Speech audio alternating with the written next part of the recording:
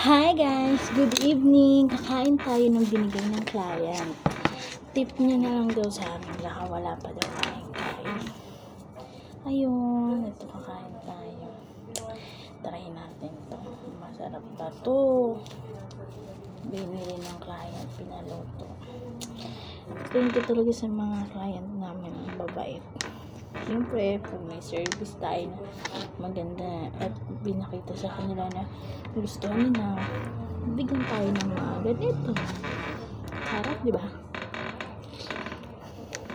Thank you guys sa pagkain. Salamat po sa blessing. Amen.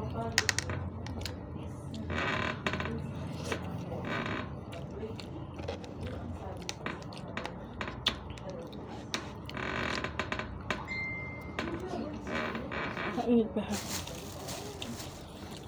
Mayroon ko na kain.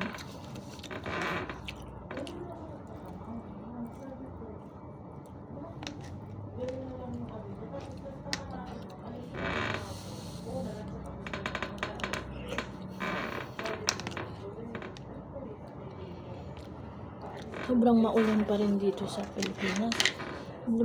Dumadami yung bagyo, pero ganoon, di tayo pinapabayaan ni Lord. Lagi pa rin siya nandyan, nagpo-provide sa atin.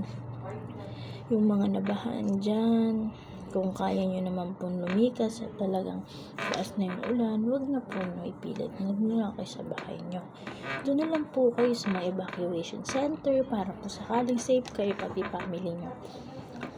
Hindi naman po palagi yung nandyan yung ulan makakauwi pa rin po tayo, pero dahil nga po safety pa rin ang kailangan, makinig na lang po tayo kung saan po tayo dapat ilagay ng mga pamahalaan natin, yung mga nagbibigay po ng tulong sa mga relief goods.